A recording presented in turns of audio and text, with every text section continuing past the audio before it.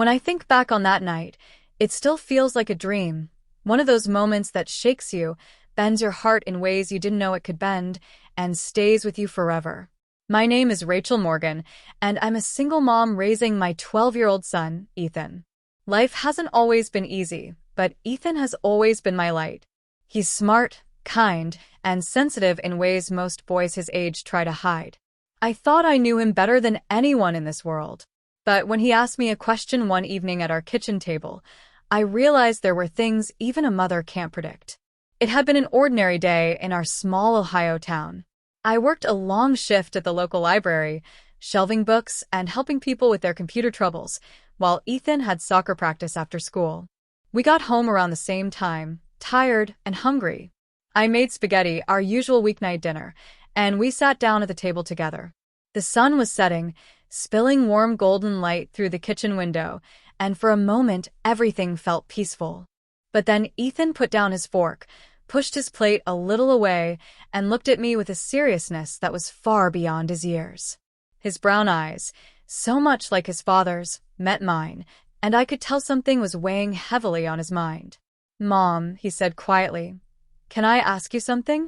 And will you promise to tell me the truth?" I froze, my heart skipping a beat.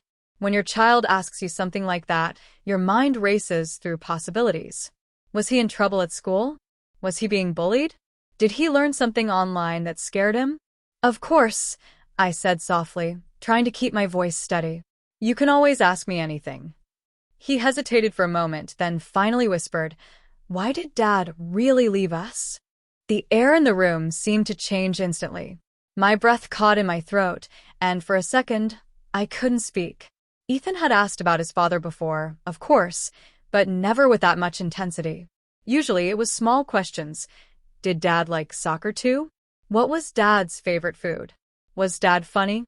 I always answered honestly, keeping it simple and age-appropriate. But this was different. This wasn't curiosity. This was a plea for truth. I leaned back in my chair, suddenly aware of the ache in my chest. Ethan's father, Daniel, had left when Ethan was just 2 years old. Our marriage had crumbled under the weight of Daniel's drinking, his late nights, and his constant broken promises. He hadn't been ready to be a husband or a father, and one day, he simply packed a bag and walked out. For years, I carried the bitterness of that abandonment, though I tried not to let it poison the way I spoke about him to Ethan. Still, what was I supposed to say now? How do you explain adult heartbreak to a child who's just starting to understand the complexities of the world? I reached across the table and took Ethan's small hand in mine.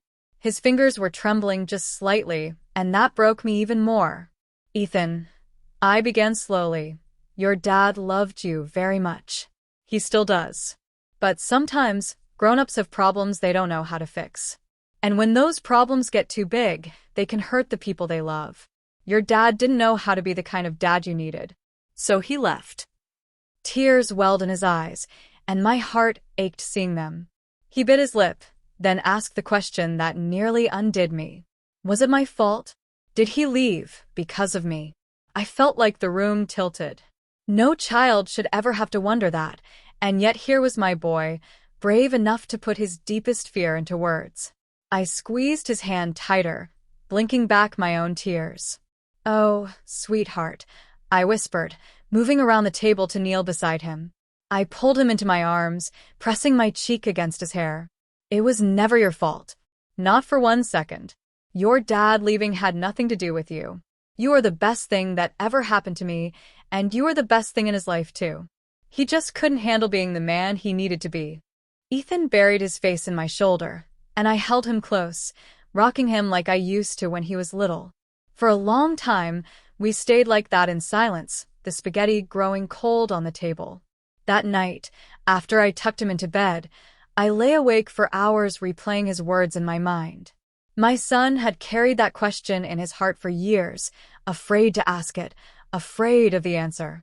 And while I had told him the truth in the gentlest way I could, I knew this wasn't the end of the conversation. It was just the beginning.